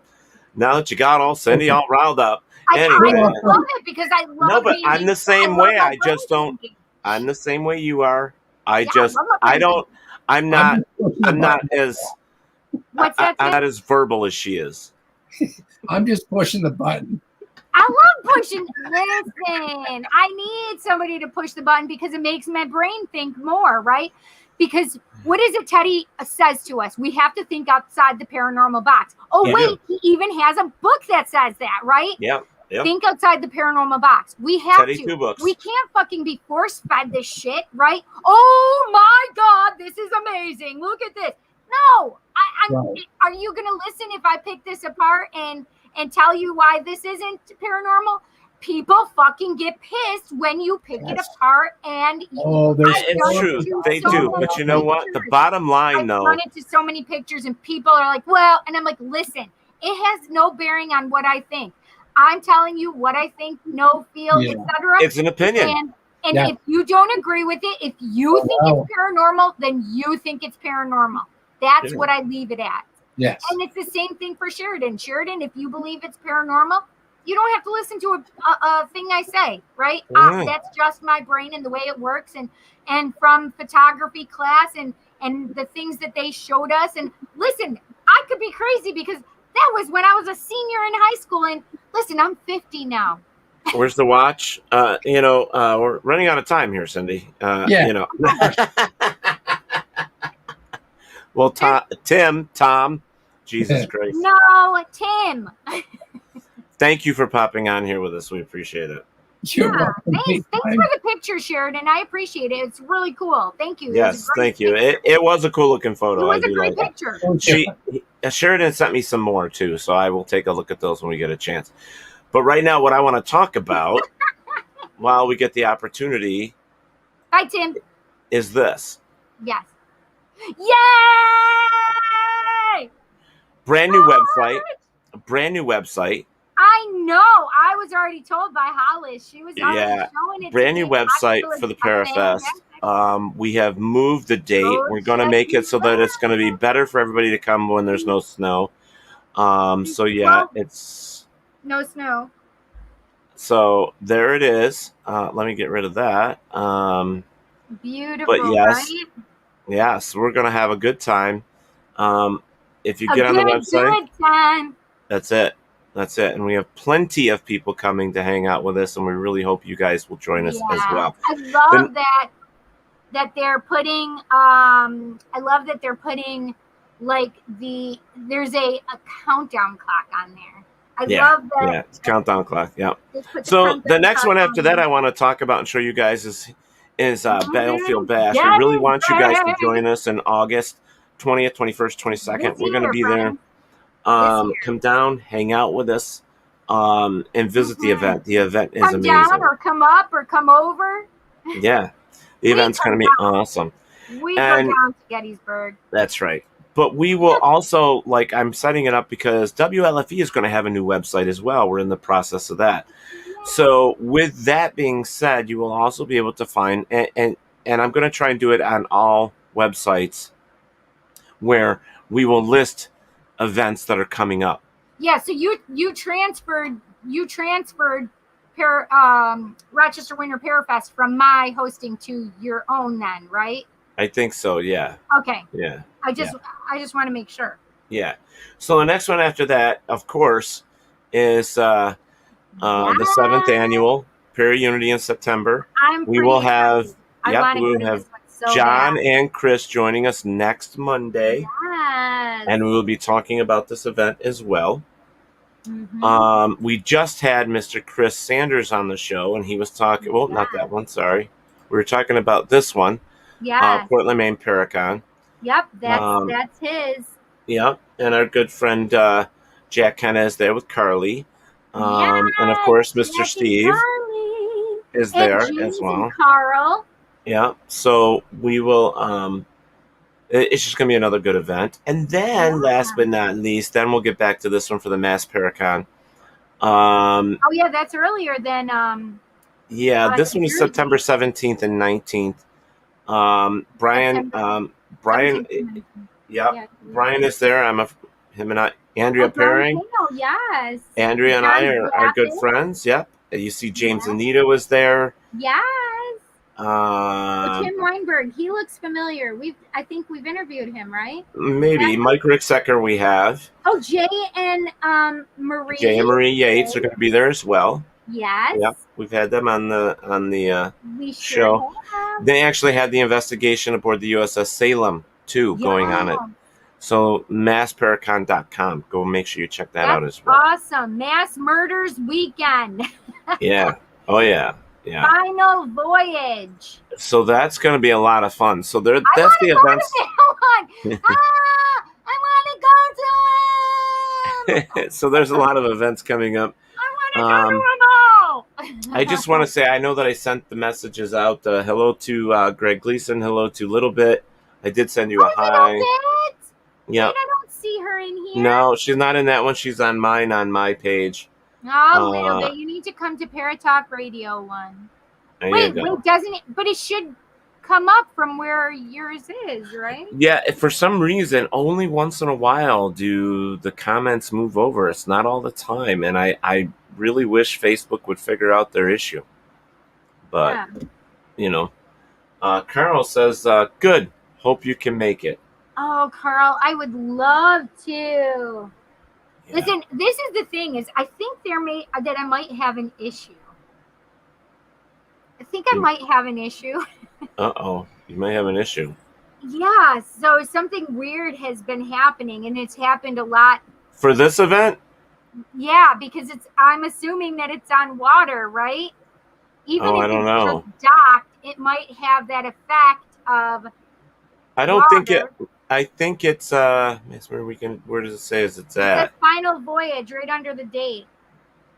And it says investigate aboard the USS Salem. So it's but the event wouldn't be on there though. The event wouldn't be on there. The event would be in a building. Oh, I see. Right. No, are you sure? Yeah. Well, yeah, I would assume so. Investigation would be, you still would have to do the investigation. Well, you don't have to. No, why would you not? I want to go on the damn ship. Okay. But the problem is I'm having an issue, and I don't know what it is. So I'm getting dizzy, or not dizzy, like equilibrium. Weird, huh? Equilibrium. Yeah, I don't know how to explain it. Like it feels like I'm on an elevator, like, and it's going down. And so when I've been on an elevator for a lot during a weekend or something, or a week, like it happened while I was like in 2015 when I was out in San Diego for Comic-Con. That was the first time I really experienced it, but we had been up and down on elevators a lot. And she could have an ear infection. Yeah, but but it would be for years that I've had it, and I don't. But I do have a stabbing vertigo. pain. So that's one of the things that I've been contemplating, because while I was in New York, the second weekend, so the 11th of June to the 14th, I was at my girlfriend's apartment, and we were up and down in the elevators a lot. Yeah. And I would be going to these places and feeling like, whoa, okay. Lightheaded. Yeah, and not even lightheaded, just I did feel like I was going to pass out, and I felt like I was going to throw up at a couple points. All right.